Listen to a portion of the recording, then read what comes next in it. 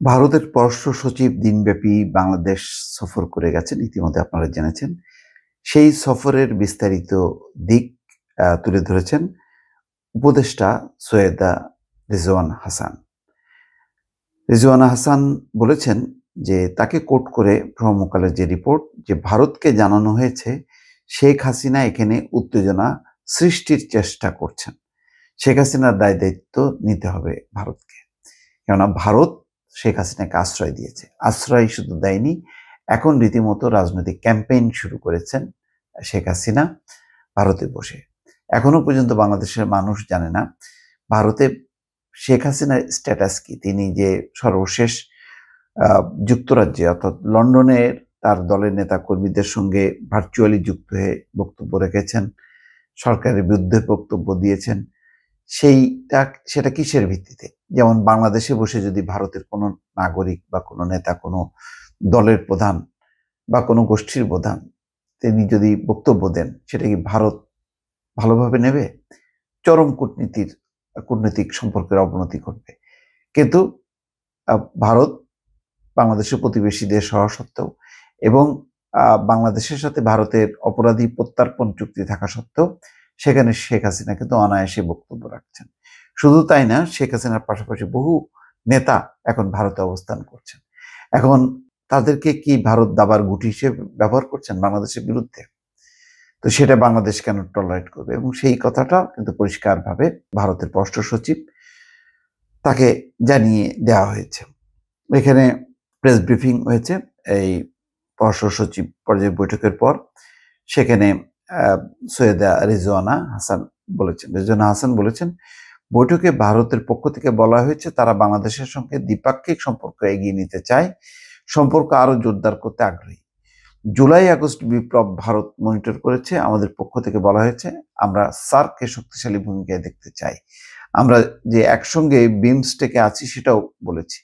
আমাদের বিষয়ে বিভিন্ন যে প্রোপাগান্ডা চালানো হচ্ছে সেটার বিষয়ে উদ্বেগ জানানো হয়েছে। রিজওয়ানা হাসান বলেন, অপপ্রচারের জবাব লিখিত ও মৌখিক বহুভাবেই বলেছি। যতগুলো ঘটনা ঘটেছে সেগুলো সাম্প্রদায়িক দেখানোর সুযোগ খুবই কম। সেগুলো কখনো কখনো ব্যক্তিগত, বেশিরভাগই রাজনৈতিক। আমাদের স্পষ্ট অবস্থান হচ্ছে বাংলাদেশ সরকার না এটির অংশ, না এটি কোনোভাবেই বরদাস্ত করছে।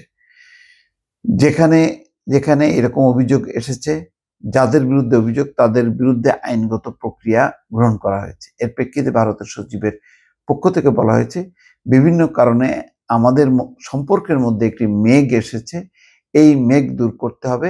আমরাও বলেছি এই মেঘটি দূর করতে হবে। উপদেষ্টা রিজওয়ানা হাসান বলছেন বাংলাদেশের ইমেজকে প্রশ্নবিদ্ধ করা হচ্ছে, জুলাই আগস্টের অভ্যুত্থানকে প্রশ্নবিদ্ধ করা হচ্ছে।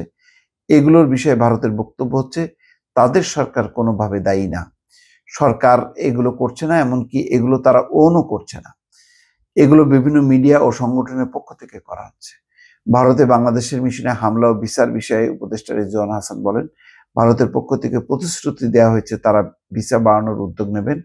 উপ হাইকমিশনের সহিংস আচরণের বিষয়ে আমরা আগেই প্রতিবাদ জানিয়েছি এবং তারা দুঃখ প্রকাশ করেছে। আর যেহেতু তারা অন্তর্বর্তী সরকারের সঙ্গে সম্পর্ক এগিয়ে নিয়ে যাওয়া এবং জোরদার করার কথা বলছে, তাই আমরা ধরে নিচ্ছি যে এই ব্যাপারে দুঃখ প্রকাশের অবস্থানে তারা এখনো আছে, নতুন করে এটা আর বলা হয়নি। দর্শক, এই ছিল বক্তব্য। যাই হোক, বোঝা যাচ্ছে যে বাংলাদেশ পক্ষ ছাড় দেয়নি। তাদের যে উদ্বেগ উৎকণ্ঠাগুলো আগে মিনমিন স্বরে তারা বলতো, বাংলাদেশ পক্ষ মানে বাংলাদেশের যে ন্যায্য কথাগুলো তুলে ধরার দরকার সেই কথাগুলো কখনো জোরালো ভাবে বলা হচ্ছে না। এখন কিন্তু কোনো ছাড় দেওয়া হচ্ছে না। সেটা প্রধান উপদেষ্টাও বলেছেন, স্বরাষ্ট্র সচিবও জোরালো বলেছেন। স্বরাষ্ট্র সচিব তো আরো বলেছেন যে বাংলাদেশের আভ্যন্তরীণ বিষয়ে নাক গলানো বাংলাদেশ কখনো সহ্য করবে না বা পছন্দ করবে না। পররাষ্ট্র উপদেষ্টাও তাই। তো সুতরাং পররাষ্ট্র সচিব, পররাষ্ট্র উপদেষ্টা এবং প্রধান উপদেষ্টা তিন পক্ষের সঙ্গে বৈঠক করে ভারতের যে বিক্রম মিশ্রি তিনি যে এসছেন ভারতের পররাষ্ট্র সচিব, তিনি নিশ্চয়ই একটা ধারণা পেয়েছেন এবং সেই ধারণার ভিত্তিতে তারা তাদের কি পদক্ষেপ এই বৈঠকের পর নিশ্চয়ই জানা যাবে। দর্শক, ভালো থাকবেন। আল্লাহ হাফেজ।